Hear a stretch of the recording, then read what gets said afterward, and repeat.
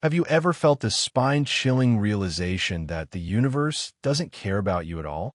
That your life might be utterly insignificant in an uncaring cosmos? Welcome to HP Lovecraft's cosmic philosophy, a worldview so terrifying, most people can't even accept it. Are you brave enough to face the abyss? Lovecraft cosmicism begins with a single, unsettling truth. Humans are not the center of existence. We are insignificant blips on an infinite cosmic canvas, surrounded by incomprehensible forces beyond our imagination. This isn't just bleak, it's liberating if we can handle the truth.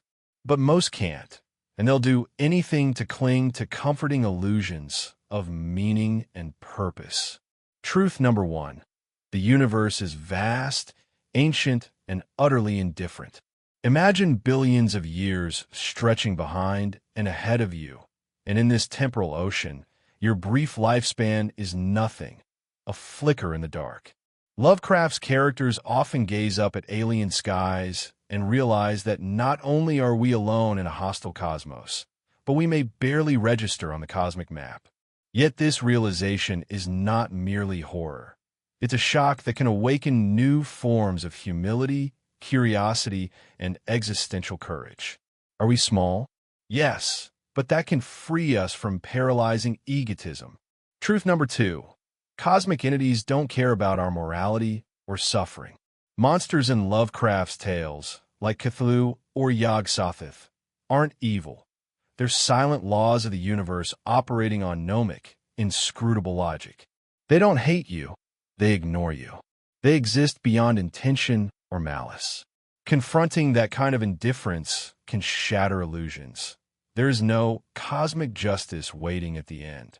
But in that void, we can create our own purpose, carve meaning out of the chaos with conscious choice and focused action. Have you ever felt that surge of freedom when you realized no one's script determines your life? Beyond bleakness, Lovecraft cosmicism is a radical invitation to build meaning where none is given. But first, you must face the void without flinching.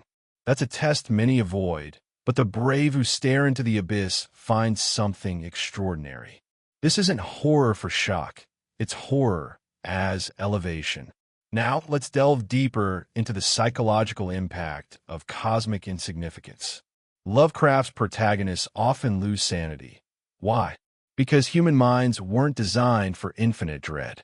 Glimpsing the cosmic truth can fracture your sense of self, distort time, and dissolve boundaries between mind and reality. But this breakdown can be a catalyst for transformation. When our mental structures collapse, we can rebuild them stronger, more flexible, aware of the fragility of perception and the power of imagination. Here's the pivot. What if instead of madness, that dissolution becomes liberation? What if recognizing your psychological fallibility leads to humility rather than fear? What if you accept that your ideas about reality are provisional, and that mystery is not a threat, but an invitation? That kind of embrace doesn't numb you. It informs you, empowers you, gives you clarity and resilience. Cosmicism demands radical courage. You must live knowing there may be no afterlife, no cosmic plan, no grand reward or punishment. Yet you still choose to act kindly, passionately, and creatively. Most cling to old myths to avoid the void, but what if you step forward into it instead? What if meaning is not hidden in destiny, but built moment by moment? That is the transformative jewel at cosmicism's core. Would you dare to challenge comforting illusions to live authentically? What illusions are you holding on to, even now? Let me know in the comments. Your truth might inspire someone else to awaken. This is only the beginning. Stay tuned for part 2, where we'll explore the hidden sunlight in Lovecraft's darkness. We'll reveal how confronting cosmic terror can sharpen creativity, deepen relationships, and unlock a new spiritual resilience. Ready? Let's dive into the abyss together. If the first confrontation with cosmic indifference leaves you reeling, it's because most of us have been conditioned since childhood to believe we are central to existence. Our myths, religions, and modern ideologies promise order, justice, and a personal destiny. Lovecraft's cosmicism tears these assurances away, leaving behind a raw and unfiltered truth. The universe does not revolve around human hopes. Yet from this desolation, a new strength can emerge, one far more resilient than the fragile shelters of illusion. The second hidden layer of cosmicism is its paradoxical empowerment. Yes, Lovecraft's tales speak of ancient beings whose very sight drives humans mad. But what if madness is just the mind's last defense against unbearable freedom? If the universe doesn't care, then all the limits imposed by imagined destinies or external gods vanish too. You are responsible for your meaning. You are the architect of your significance. When you remove external authority, it forces a personal reckoning. What do you truly value when nothing is assigned value for you? What passions survive when no one promises a reward? In Cosmic Horror's Icy Light, you can reclaim authorship of your own inner narrative. Those who endure Lovecraft's abyss don't emerge broken. They emerge awake. Consider the figures in his stories who, while shaken, continue to act. They don't passively succumb. Even amid unrelenting darkness, there's a pulse of defiance, a recognition that consciousness itself is a miraculous anomaly. In an infinite sea of cold matter, sentience, your awareness, your dreams, your capacity to wonder, is a spark worthy of fierce preservation. And what a fear! Fear is the foundation of cosmic horror, but it's also a compass. What you fear most often reveals what you value most. Fear of insignificance means you crave meaning. Fear of death means you cherish life. Fear of cosmic indifference means you yearn for connection. Rather than deny these fears, cosmicism invites you to explore them, to ask why they haunt you, and what lies on the other side of them. This is the spiritual value of cosmic horror. It strips away illusions and forces clarity. It leaves you face to face with yourself in a world that offers no guarantees. But it's here, paradoxically, that the most unshakable forms of meaning can be born. Because meaning chosen freely in a meaningless universe is stronger than meaning imposed by dogma. Now, what about creativity? Lovecraft's own work is a testament to the power of dread-fueled imagination. His monsters aren't just scary creatures. They're metaphors for the unknown, for the unspeakable voids lurking behind the curtain of our daily perceptions. And yet, the act of writing them down, of shaping these horrors into stories, was a defiant creative gesture. It transformed terror into art. You can do the same. When you confront your personal abysses, the moments you feel pointless, small, lost, you have two choices: numb yourself or create. Write, build, love, question, travel, learn. The most powerful art and insight often come from those dark places. What the abyss takes away in certainty, it gives back in depth. There's another truth in Lovecraft's philosophy. Our species is new. The cosmos has existed for eons before us and will persist for eons after us. Civilizations rise and fall like foam on a vast ocean. The ancient gods in Lovecraft's tales are metaphors for that scale. Forces so old, so vast, so alien, they render human concepts laughable.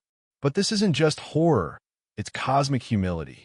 It reminds us not to be so self-absorbed. Imagine how much kinder, more curious, and more open we'd be if we truly absorbed the lesson that we are not the masters of the universe. That human hubris is a small flame in the face of endless night. But in that awareness lies wisdom, even tenderness, because it sharpens our appreciation for fragile, fleeting beauty. Have you ever looked at the stars and felt a vertigo, a strange mixture of insignificance and wonder? That's cosmicism speaking through you. That's the ancient, primal intuition that everything is older, stranger, and more infinite than we can grasp. And it's okay. You were never meant to contain the universe in your mind. You were meant to witness it, question it, and let its mystery expand you. Which leads to a final question for this part of our exploration. What meaning would you build if the universe promised you nothing? What would you cherish, pursue, or defend if no afterlife, no cosmic scoreboard, no gods or devils waited? Share your answer in the comments. Let's see what kind of brave meaning makers walk among us. In the final part, we'll explore how cosmicism might hold unexpected answers for modern anxieties, how embracing insignificance can lead to unexpected courage, and how we can balance ancient cosmic dread with the vibrant immediacy of human life. If you're ready for that, stay with me. The abyss isn't done with us yet. And so, we arrive at the final, most profound paradox of Lovecraft's cosmicism. The same philosophy that tells you life is insignificant also reveals how precious it is. Because if the universe offers no inherent meaning, then every act of kindness, every moment of love, every spark of curiosity becomes a rare and rebellious miracle. In a world ruled by indifference, choosing to care is the most radical act of all. This is the hidden gift in Lovecraft's terror. It forces you to re-examine what truly matters. If no cosmic justice exists, then your morality must be chosen consciously. If no divine plan guides you, then your purpose must be built one day, one thought, one action at a time. And in that conscious choosing, you reclaim a freedom few dare to grasp. Modern thinkers often dismiss Lovecraft's work as mere horror fiction. But hidden beneath the monstrous gods and decaying civilizations lies one of the boldest existential philosophies of the 20th century. It speaks directly to our age of anxiety, ecological dread, and technological alienation. As our understanding of the universe expands, the gap between human hopes and cosmic realities grows ever wider. Lovecraft felt that chasm a century ago and wrote to warn us. Yet cosmicism is not nihilism. Nihilism says nothing matters, so why bother? Cosmicism says nothing is assigned meaning, so it's up to you.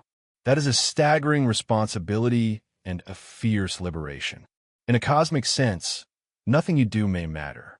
But to those you love, to the world you touch, to the art you create, it can mean everything. It also teaches us humility. In a universe where time stretches into billions of years and distances swallow light itself, our species is a spark in a storm. Recognizing that should humble our arrogance and deepen our awe. When you realize you stand on a fragile world in an unfeeling void, every sunset, every act of friendship, every laugh shared under starlight becomes sacred. There's also a psychological resilience in this worldview. Modern people are burdened by expectation, to be special, to find destiny, to be eternally happy. Cosmicism gently, brutally cuts those illusions away. It says you're not the chosen one. You don't need to be. You're a conscious fragment of stardust, briefly aware, able to perceive beauty, make choices, and wonder. That is enough. And here's the irony. Those who accept this insignificance often live with more intensity, more honesty, and more compassion. Because they're not living for the approval of cosmic forces. They're living for each other, for the precious, transient moments we get before the universe swallows us. In Lovecraft stories, many characters go mad because they cannot accept this. They cling to old structures, old beliefs, old certainties. But those who endure, who stare into the abyss and still choose to act, become something more than victims. They become existential heroes. The philosopher Albert Camus wrote of the invincible summer within the heart of those who live without illusion but still embrace life. Cosmicism points to the same path. It says, there may be no meaning but what you make, no gods but what you imagine, no justice but what you enact. And yet live, love, create, rebel against the void, not with bitterness, but with beauty. So now I turn to you. After hearing all this, how does Lovecraft's philosophy strike you? Is it terrifying? Liberating? Both? Would you choose to live with cosmic insignificance or return to safer illusions? Drop your thoughts in the comments. This is a conversation worth having. Let's see how many among us are brave enough to face the abyss with open eyes. If you've stayed this long, you've already proven you're not afraid of difficult ideas. And for that, thank you. These conversations matter because in confronting terror, we also uncover unexpected courage. Maybe that's the final hidden truth Lovecraft left us. The abyss may be vast, cold, and uncaring, but it's also beautiful, and it's ours to witness. Until next time, stay curious, stay defiant, and remember, even in an indifferent cosmos, meaning is a choice.